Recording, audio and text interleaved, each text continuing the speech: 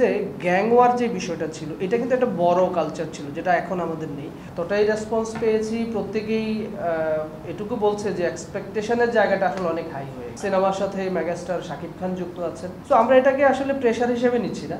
এখনকার সিনেমাতে যে টেকনোলজি ইউজ হয় সেই জায়গায় আমরা একটু পিছিয়ে আছি, এটা তো না। আমি এটুকু বলতে পারি সিনেমায় আসলে 3জন নায়িকা আছে, একজন নায়িকাকে আমরা একদম নতুন কাউকে আমরা ইন্ট্রোডিউস করা আমরা মোটামুটি গত পরশু শুক্রবারে একটা অ্যানাউন্সমেন্ট করেছি।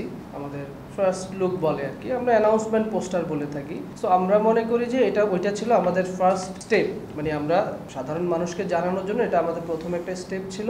তো আমরা আমাদের মুভিটার নাম রেখেছি হচ্ছে প্রিন্স, আর একটা ট্যাগলাইন হচ্ছে once upon a time in Dhaka.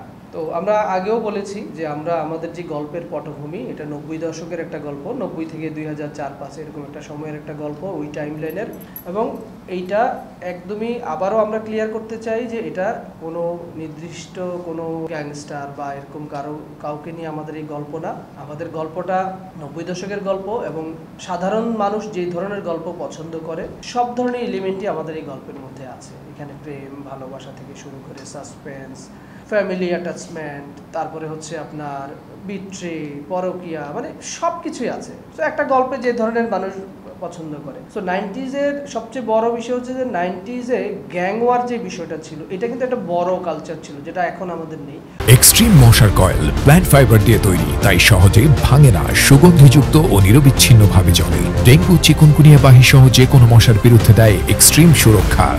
খুব স্বাভাবিকভাবে আমাদের গল্পে সেই জিনিসগুলো উঠে আসে। আর আরেকটা বিষয় আমরা বলতে চাই যে আমরা স্টেপ বাই স্টেপ আমরা আসলে কি করতে যাচ্ছি, আমরা প্রত্যেকটা জিনিসই জানাবো। আপনারাও ভালো মতোই জানেন যে সিনেমার বিষয়গুলো আসলে মানে একসাথে অনেক কিছু বলে দেওয়া যায় না। হ্যাঁ, তো আমরা প্রি প্রোডাকশনের কাজ শুরু হয়ে গেছে। আমরা অলরেডি জানিয়েছি যে আমাদের এই prince once upon a time in ঢাকার রাইটিং টিমে আমাদের এটার গল্প এবং চিত্রনাট্যে আছেন হচ্ছে মেজবাউদ্দিন সুমন, এবং চিত্রনাট্যের পাশাপাশি পরবর্তীতে যোগ হয়েছে মোহাম্মদ নাজিমউদ্দিন ভাই।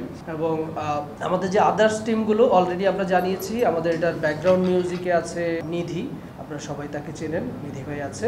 আমাদের কস্টিউমে সান আছে, এবং আরেকটা বিষয় যেটা আমরা এখনো মিডিয়াতে জানাইনি, সেটা আমরা হয়তো আমাদের পেজ থেকে জানিয়ে দেব। আমাদের শিহাব নুরুন নবী ভাই হচ্ছে আমাদের আর্ট ডিপার্টমেন্টে যুক্ত হয়েছেন।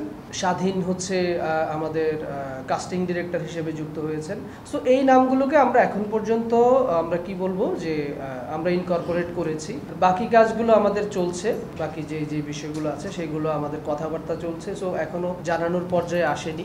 আমাদের প্রতিষ্ঠানের নাম হচ্ছে ক্রিয়েটিভ ল্যান্ড, আর এটার প্রযোজনা করছেন আপু সেরিন সুলতানা, উনি প্রযোজক হিসেবে আছেন। সো আমার মনে হয় এখন পর্যন্ত আমাদের যে ইনফরমেশন দেওয়া আছে এটুক পর্যন্ত আমরা আসলে আপনাদেরকে জানিয়েছি বা আমরা জানাতে চাই।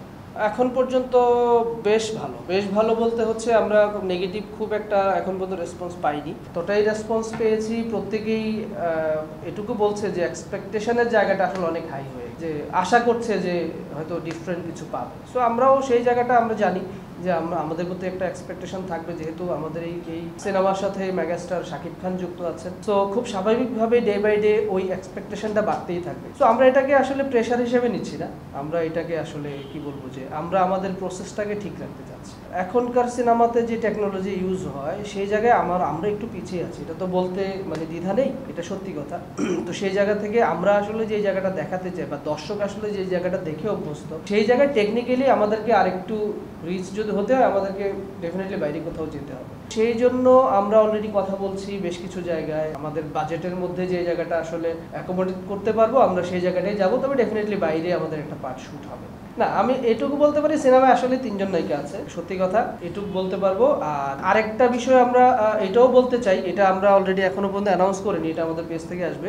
আমরা 3টা নায়িকার মধ্যে একজন নায়িকাকে আমরা একদম নতুন কাউকে আমরা ইন্ট্রোডিউস করা, যার মধ্যে আসলে ওই প্রোগ্রেসটা আছে, যে আসলে পরবর্তীতে সিনেমায় হয়তো আরো ইন্ডাস্ট্রিকে দিতে পারবে। সো আমরা খুব শীঘ্রই আমরা একটা ইভেন্ট অ্যানাউন্স করবো সাকিব ভাইয়ের সাথে। আমরা একদমই নতুন কাউকে আমরা চাই যে আসলে আমাদের ইন্ডাস্ট্রির অ্যাসেট। আর বাকি 2জন আমাদের